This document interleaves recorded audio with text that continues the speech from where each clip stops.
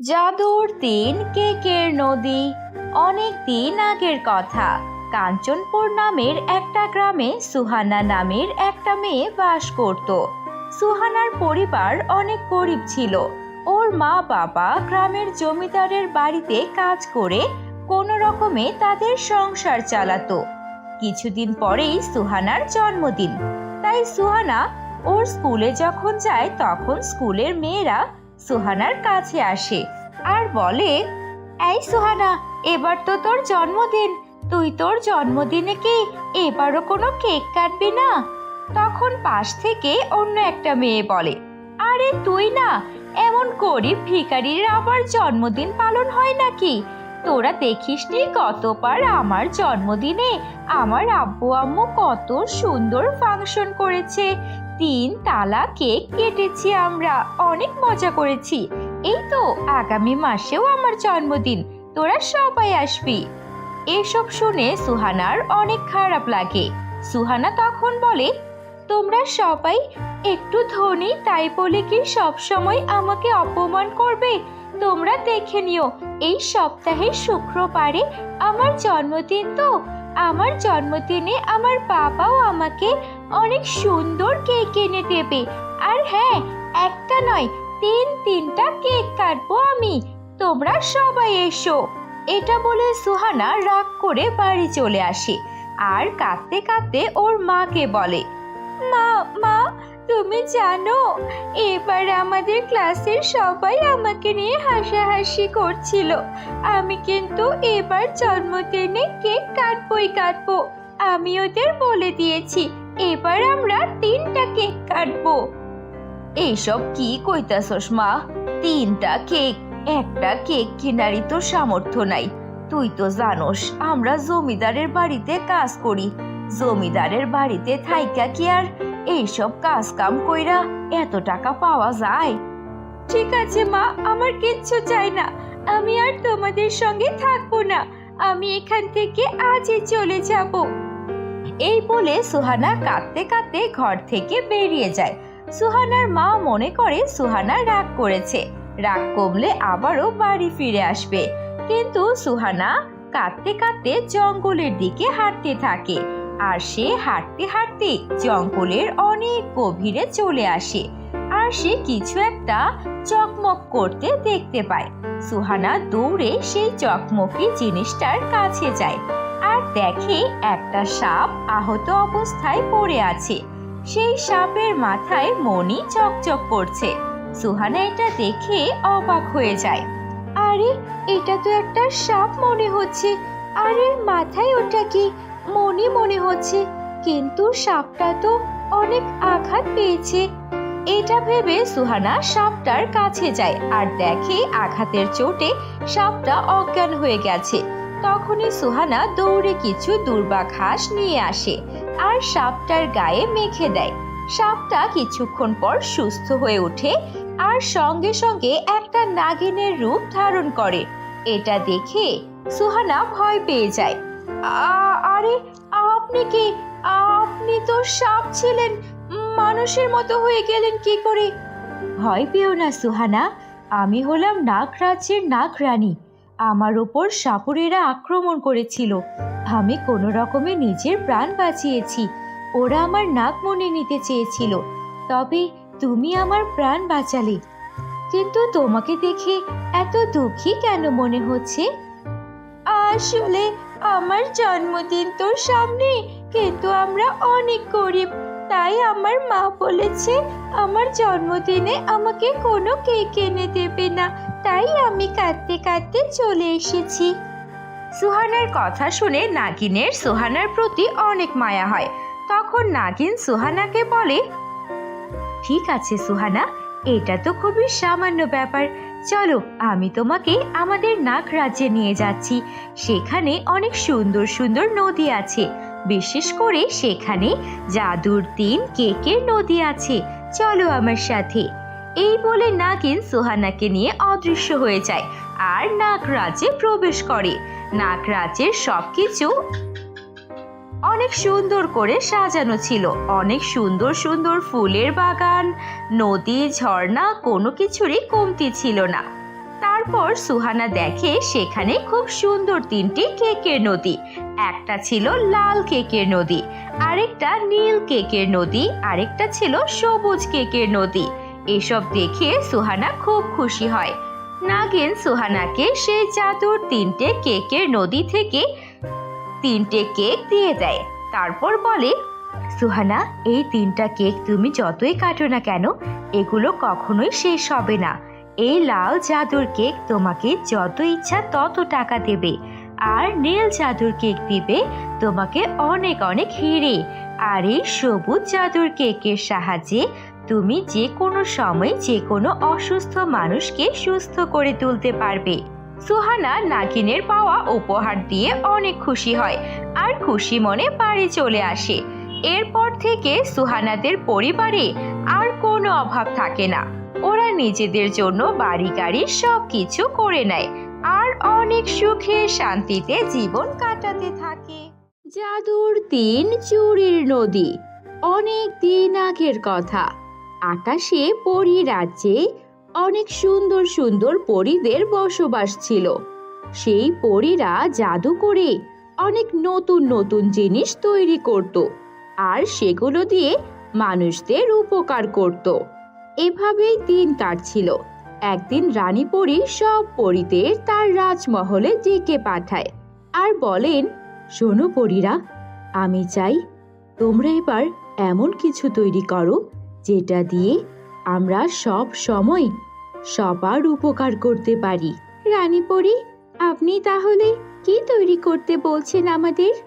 আমি চাইছি তোমরা কোনো জাদুর নদী তৈরি করো আর সেখানে এমন কোনো জাদুর জিনিস দিয়ে রাখো যেটা দিয়ে মানুষদের, নাগিনদের, জলপরীদের সবার উপকার হয়। তাহলে রানী পরী, আমরা কি জাদুর লিপস্টিকের নদী বানাবো? জাদুর লিপস্টিকের নদী তো আমাদের পরীরাজ্যে অনেক আগে থেকেই আছে, জাদুর লিপস্টিকের নদী নয়। আচ্ছা রানী পরী, আমরা কি জাদুর নেল পলিশের নদী বানাবো? না না, জাদুর নেল পলিশের নদীও পৃথিবীতে আছে, আমাদের নতুন কিছু বানাতে হবে। রানী পরী, আমার মনে হয় আমরা জাদুর চুরির নদী বানাবো, আর সেই জাদুর চুরির নদীর সাহায্যে মানুষদের অনেক উপকার হবে। ঠিক বলেছ, তবে সেখানে একটা ব্যাপার আছে, তোমাদেরকে একটা নয়, দুইটা নয়, তিনটা জাদুর নদী বানাতে হবে। একটা হবে জাদুর সোনার চুরির নদী, আরেকটা হবে জাদুর রূপোর চুরির নদী, আরেকটা হবে পুরনো ময়লা ভাঙা চুরির নদী। কি বলছেন রানী পরী, কেন আমরা পুরনো ভাঙা চুরির নদী বানাবো? বলছি, আমরা তো সবার উপকার করতে চাই, কিন্তু আমরা যদি এমনি এমনি উপকার করি তাহলে তার কোনো মূল্য থাকবে না।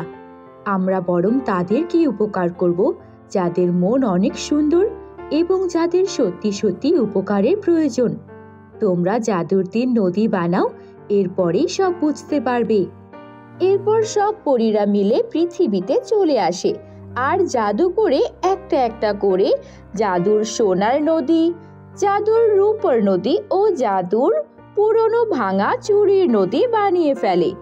সব নদী বানানো হয়ে গেলে সেখান থেকে পরীরা আবারও তাদের পরীরাজ্যে চলে যায়। এভাবেই দিন কাটতে থাকে। সেই নদীটা ছিল জঙ্গলের মধ্যে। ওই জঙ্গলের পাশেই একটা গ্রাম ছিল। সেই গ্রামে সুহানি নামের মিষ্টি একটা মেয়ে বাস করত। সুহানি অনেক ভালো মনের মেয়ে ছিল। ও সব সময় সবাইকে সহযোগিতা করত, কখনো কারো সঙ্গে খারাপ আচরণ করত না। এমনই দিন কাটছিল। সুহানি একদিন স্কুল থেকে আসার সময় দেখে দুইটা মহিলা রাস্তা পার হতে চাইছে। তাদের মধ্যে একজন ছিল অন্ধ, আরেকজন পায়ে ব্যথা পেয়েছিল। তারা ঠিক মতো হাঁটতে পারছিল না। সুহানি তাদের দেখে বলে, আরে, এনারা তো রাস্তা পার হতে পারছে না। আমি একটা কাজ করি, আমি বরং এনাদের ধরে রাস্তা পার করিয়ে দিই। এই বলে সুহানি সেই পা ভাঙা ও চোখ অন্ধ মহিলা দুটিকে রাস্তা পার করিয়ে দিতে চায়, কিন্তু তখনই অপর সাইড থেকে একটা গাড়ি আসে। সুহানি সেই দুই মহিলাকে বাঁচিয়ে দিলেও সে নিজে গাড়ির নিচে পড়ে যায়, আর এতে সুহানির হাত একেবারে ভেঙে যায়। আশেপাশে থাকা সবাই সুহানিকে হাসপাতালে ভর্তি করে দেয়। এই খবর পেয়ে সুহানির মা বাবা দ্রুত হাসপাতালে চলে আসে। সুহানিদের টাকা পয়সা তেমন একটা ছিল না। ওর মা বাবা কৃষি কাজ করে ওদের সংসার চালাতো। ডাক্তার বলে, আপনাদের মেয়ের হাত একেবারেই ভেঙে গেছে। সে কখনো তার এই হাত দিয়ে কোনো কাজ করতে পারবে না। তার হাতে কোনো শক্তি পাবে না। কি বলতেছেন ডাক্তার সাহেব? এইটার কি কোনো উপায় নাই? আমার মেয়ের হাত কি কোনোদিনও ভালো হবে না? আমাদের মনে হয় না কোনো উপায় হবে। আর যদি চিকিৎসা করাতে চান, আপনার মেয়েকে বিদেশে নিয়ে যেতে হবে। সেখানে 10 লাখ টাকার মতো লাগবে। 10 লাখ টাকা? কি কইতাছেন? আমার মাইয়ার হাত ভালো করার জন্য 10 লাখ টাকা লাগবো? আমরা গরিব মানুষ, এত টাকা কই পামু? সুহানি ওর মা বাবাকে বলে, মা বাবা, তোমরা চিন্তা করো না, উপরওয়ালা আছেন, উনি কোনো না কোনো একটা ব্যবস্থা করে দেবেন। তোমরা কষ্ট পেও না। তারপরে সুহানির মা বাবা তার মেয়েকে নিয়ে হাসপাতাল থেকে বাড়িতে চলে আসে। এভাবেই দিন কাটতে থাকে। সুহানি ওর হাত দিয়ে কিছুই করতে পারতো না, তাই সুহানির পড়ালেখাও বন্ধ হয়ে যায়। সুহানি একদিন তাদের বাড়ির উঠোনে বসে মন খারাপ করে আকাশের দিকে তাকিয়েছিল। হঠাৎ সুহানি দেখতে পায় একটা পাখি ওপর থেকে এসে নিচে পড়ে গেল। পাখিটার গায়ে অনেক বেশি আঘাত লেগেছিল। পাখিটার মাথা থেকে রক্ত ঝরছিল। সুহানি এটা দেখে ওর মা বাবাকে ডেকে নেয়। মা, মা, এসো তো, দেখো এখানে একটা পাখি আহত হয়ে পড়ে আছে, এসো তো মা। সুহানির মা ঘর থেকে বাইরে এসে দেখে পাখিটা অনেক আঘাত পেয়েছে, মাথা থেকে রক্ত পড়ছে। সুহানির মা সুহানিকে বলে, আরে পাখিটা তো অনেক আঘাত পাইছে মা। হ্যাঁ মা, আমি তো আমার হাত দিয়ে পাখিটাকে ধরতেও পারবো না, আমার হাত তো ভাঙা। তুমি একটু পাখিটার সেবা যত্ন করো না মা, পাখিটাকে সুস্থ করে দাও। সুহানির মা বাবার মনও অনেক নরম ছিল। সুহানির মা পাখিটার আঘাতের স্থানে একটু হলুদ বেটে লাগিয়ে দেয় আর সেখানে অনেক যত্ন নিতে থাকে। 2-3 দিনের মধ্যেই পাখিটাও সুস্থ হয়ে যায়। পাখিটা সুস্থ হয়ে গেলে পাখিটা একটা পরীতে পরিণত হয়। এটা দেখে সুহানির মা বাবা অনেক অবাক হয়। আরে আপনি আপনি তো পাখি ছিলেন, পরী কি করে হয়ে গেলেন? আর বলো না, আমি পরীরাজ্যের পরী সিনড্রেলা। আমি একটু পাখি সেজে আকাশে উড়ে বেড়াচ্ছিলাম। আমার মাঝে মাঝে পাখি হয়ে আকাশে উড়ে বেড়াতে বেশ ভালো লাগে, কিন্তু তখনই একটা ঈগল পাখি আমার উপর হামলা করে দেয়, আর আমি ঈগল পাখির ঠোকরে রক্তাক্ত হয়ে তোমাদের উঠোনে পড়ি। কিন্তু তোমরা অনেক ভালো মনের, তোমাদেরকে আমি সাহায্য করতে চাই। বলো তোমাদের কি চাই? আর কি বলবো, আমার মেয়েরে দেখেন, সুহানি, ও 2টা মানুষের রাস্তা পার করাইতে যাইয়া নিজে গাড়ির নিচে পড়ছে। এখন ওর হাত 2টা অচল, ওই হাত দিয়া কোনো কাম করতে পারে না।